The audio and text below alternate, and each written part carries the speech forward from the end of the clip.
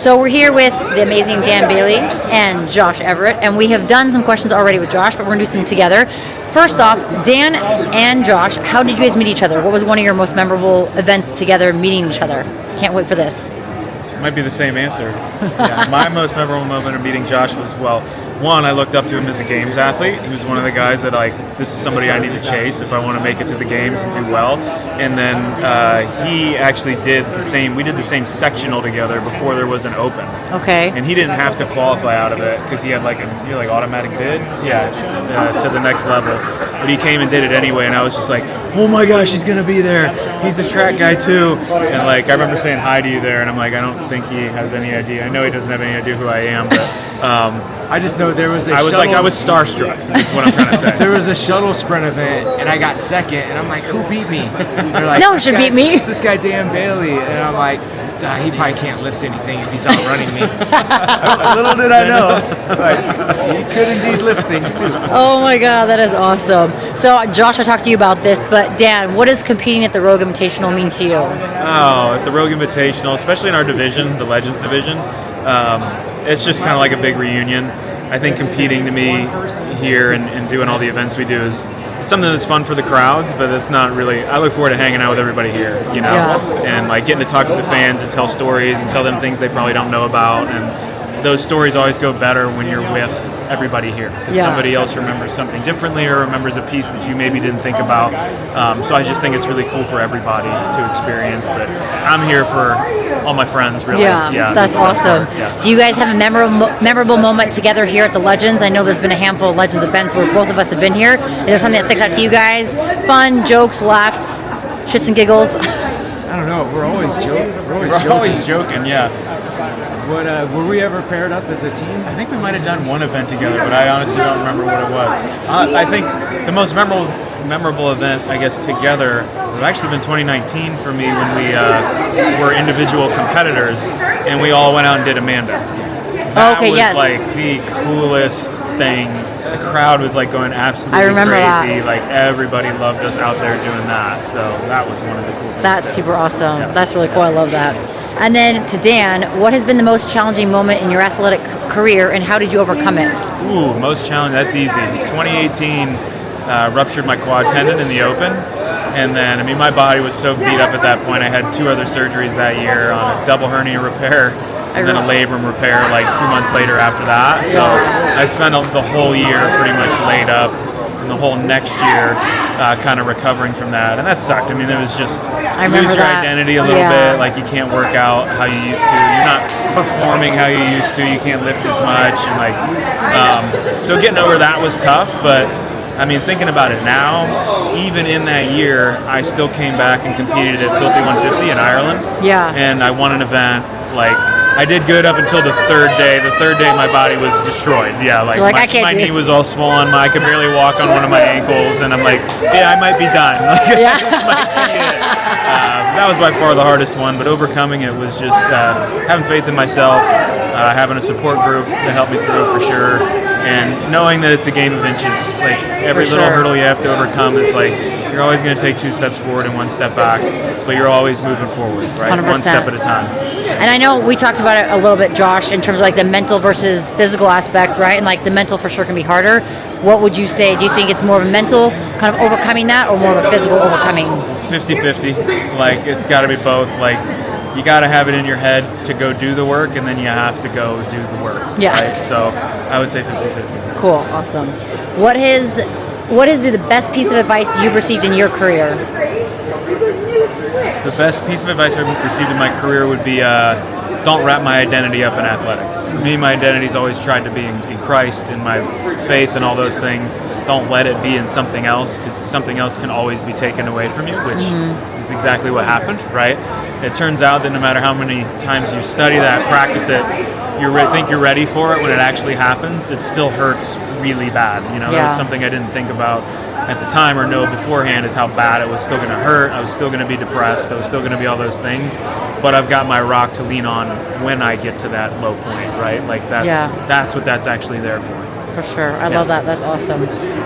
How has the fitness world changed since you started, and where do you see it going? I mean, the fact that guys were doing 9 snatches at 225 in the middle of a workout is like the third workout of their day. Back in 2011 when I first made it to the games, 225, 235, that was a pretty hefty 1-rep max for a lot of people. I think I snatched 235 at the 2011 games in our skills test thing we had. So, I mean, it's come so far. Like, it is just the depth, the ability of the athletes is so much better. Like, it's incredible. Where it's going, I don't know. Like, I mean, we're going to see like 300 pounds for 9 at some point. I kind of doubt that, but yeah, I don't know. I'm excited to see it where it goes. Sure. Right? That's awesome. I love it. All right, what advice would you give to aspiring athletes out there? Get a coach. Get a coach. Get somebody with some experience. Don't try to rocket straight to the top.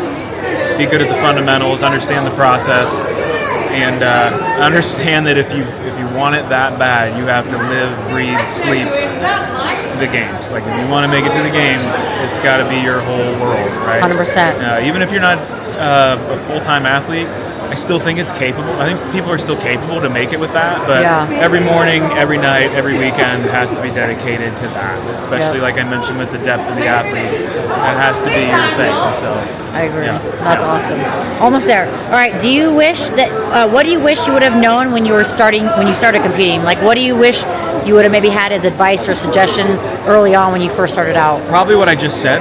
Okay, cool. Take a little more time. You know, it was so new, I guess, and like everybody's kind of figuring out how to train for this, how to be nobody really knows. Like, we kind of laid the groundwork, I feel like, a lot of us. 100%. And then slow down a little bit, like take your time to try to hit those weights, where for me it was like at all cost. Didn't matter, form, technique, like, I have to lift this much because so-and-so lifted that much, so I have to be that good. It's okay if you can't do it right away. Take your time. Cool. How do you approach recovery and longevity in the sport? Like, maybe now versus what you did before? It's totally different now, obviously. I work out for like 90 minutes a day at the max. But just listening to your body, really. Like, and again, that's something I didn't do a whole lot of before. It was just like train, high intensity. And I think the athletes now, you'll hear them talk. I feel like Matt might have been one of the first people, but it's like after the games, he takes like, a month off. 2 months off, where he might not do really hardly anything, right? I mean, for us, it was like Happy Gilmore. It's like, hey, 364 more days till the next CrossFit Games. Rich and I are back in the garage, hammering away like 4 days later. It's like, what a bad idea. You know what I mean? Horrible choice. Horrible choice, right? So, if I was an athlete now, I would approach it more. I would take a lot more time with rest and recovery, especially between competitions. And, you know, even during the week, like just being more patient, understanding in order to get better, you got to recover. So 100%. Just beating yourself into the dirt has its value. If you don't bounce back from that, it's not going to help. I agree. And I think as we age too, our bodies respond and change to that. Oh, yeah. Awesome. Last question in terms of this. We'll do a bonus question. Jeez, Margo. I know. We're almost done. What's your favorite memory from your career so far? I know we touched base on this kind of here at the Legends, but something obviously you guys expressed together. Is there another memory that kind of pops out from your you're involved with that memory. 2015 at the Invitational. Yes. It's one of the more prouder moments of my life, getting to wear the USA jersey, march out on the floor and compete internationally. It was always my dream to be an Olympian, and after college track, it became very obvious that was not going to be the path for me. That's it was not just happening. not fast enough. So getting to do that and then win, and with the people that I got to, yourself, Rich, and China, we had so much fun. We kept it so light the whole week. And you totally had to change your clothes, right? What's that? You totally had to change your clothes? No, I had zero clothes. I took a shower and one set of clothes for pretty much the whole week. Because your bag arrived Katie's on Sunday, mom, Sherry, went out and bought me clothes in Madrid because I had none.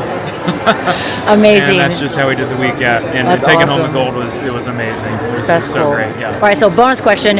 What has your experience been transforming from an athlete to a business owner and now a dad? Like, I know you've played different roles, and it's amazing to see as a friend and just kind of see that experience. How is becoming, obviously focusing more on the business owner role and a dad played into your life? This is way harder. This side is way harder, way more busy, way more crammed during the day.